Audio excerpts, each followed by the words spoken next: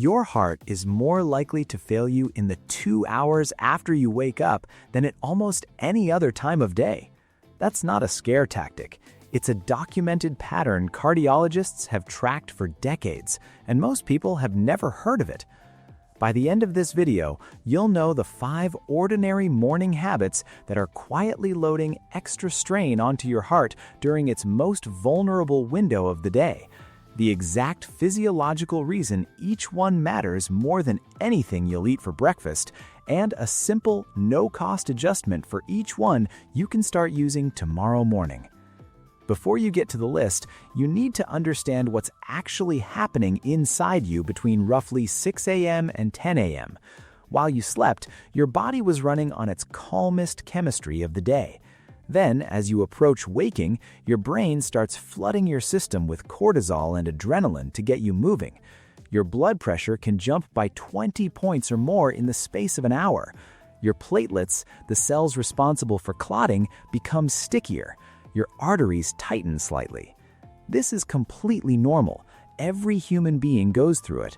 But it's also exactly why heart attacks and strokes cluster so heavily in the morning hours, far more than at any other point in the 24-hour cycle. Your heart isn't broken, it's just vulnerable during this window, the same way a bridge is more vulnerable during rush hour traffic than at 3 a.m. The 5 habits below don't cause heart problems on their own. What they do is add unnecessary load onto a system that's already stretched thin. And for millions of people over 60, that added load is the difference between a normal Tuesday and a trip to the emergency room. Habit 1. Bolting upright the second the alarm goes off.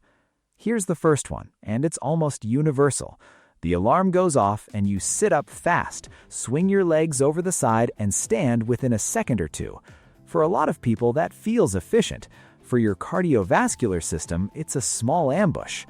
When you're lying flat, roughly 300 to 800 milliliters of blood pools in your lower body and abdomen, simply because gravity isn't pulling it downward the way it does when you're upright.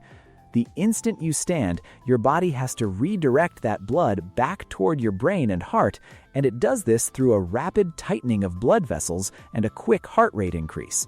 In a younger adult, that reflex is fast and efficient. But blood vessels lose elasticity with age, and the nerve reflexes that manage this response, what's known as the baroreceptor reflex, slow down too. That combination is exactly why orthostatic hypotension, a sudden drop in blood pressure upon standing, becomes so much more common after 60. Layer that onto a body that's already mid-surge from waking up, and you've got 2 competing cardiovascular events happening in the same 10 seconds. This is a major reason falls spike in the first hour after waking. Not weak legs, but a brain that's briefly underfed with blood. The fix costs you nothing but 20 extra seconds. When you wake up, stay lying down and flex your ankles and feet for a count of 10. Then sit up and pause at the edge of the bed for another 10 to 15 seconds before standing. That pause gives your circulatory system time to catch up instead of scrambling. That's habit 1, and it's the most physical of the 5. The next one has nothing to do with your body position and everything to do with what you reach for first. Habit 2. Checking your phone before your feet hit the floor. You already know your phone isn't good for your mood. What most people don't realize is what it's doing to your heart in that specific 10-minute window right after waking. Remember, your cortisol and adrenaline are already climbing on their own as part of the natural surge. The moment you open your phone and start scanning emails, news headlines, or group texts, you're adding a second, entirely separate stress response directly on top of the first one. Researchers who study heart rate variability, essentially a measure of how well your nervous system can shift between stress and calm, have found that mentally stimulating or emotionally charged input first thing in the morning keeps the sympathetic nervous system, your fight or flight system, engaged longer than it would be otherwise. For someone with healthy, flexible arteries, that's a minor annoyance. For someone with existing plaque buildup or stiffened arteries, which describes a significant portion of adults over 60, whether they've been diagnosed or not, That extended stress response means extended vasoconstriction and elevated blood pressure at the exact moment your body is least equipped to handle it. This is the habit cardiologists bring up most often when patients ask why their home blood pressure readings are so much higher in the morning than when they check in the afternoon. The fix isn't dramatic. Give yourself the first 10 minutes of consciousness free of screens. Look out a window, drink water. Let your body finish its natural transition before you introduce anything your brain has to react to. Now, that second habit is about what goes into your mind first. This next one is about what your body is missing before it even gets the chance to catch up. Habit 3. Going straight into your morning without replacing overnight fluid loss. You've gone 6 to 8 hours without a single sip of fluid. Overnight, you lose water simply through breathing and through sweat you don't even notice, and by morning, your blood is measurably more concentrated, more viscous than it was the night before.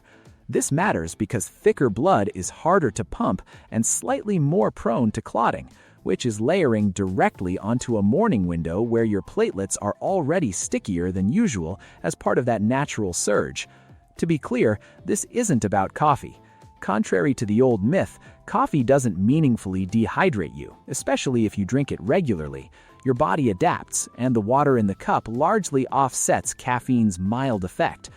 The actual issue is simpler and easier to miss. Most people go straight from a dry, fluid-depleted overnight state into the most physically demanding hours of the day without ever replacing what they lost. Drink a full glass of water before you do anything else. It takes less than a minute, it costs nothing, and it directly counters the one variable in this whole morning window that's completely within your control: blood volume and viscosity. Cardiologists will tell you hydration is one of the most underrated tools for cardiovascular protection, precisely because it's boring and nobody markets it. You've fixed your positioning, your mental stimulation, and your hydration order. The fourth habit is the one that catches people completely off guard because it happens in private and almost nobody connects it to their heart. Habit 4. Straining on the toilet first thing in the morning. This is the habit doctors see cause real emergencies, and it almost never gets talked about publicly because it's an awkward subject. When you strain hard during a bowel movement, you're performing what's called a Valsalva maneuver. You hold your breath and bear down, which spikes the pressure inside your chest and abdomen dramatically. That pressure spike temporarily reduces blood flow back to your heart, and then when you release, blood rushes back in a sudden surge. In a healthy young adult, this is uncomfortable at worst.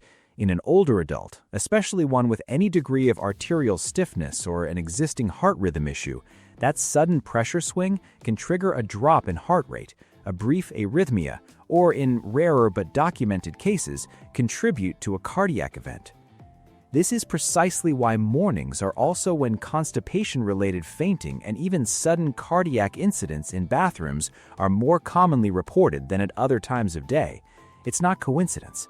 It's the combination of natural morning fluid shifts, often mild dehydration from the night before, and straining against a body that hasn't fully settled yet. The practical fix is twofold. First, that glass of water from habit 3 is doing double duty here, since proper hydration is one of the simplest ways to keep stools softer and reduce the need to strain.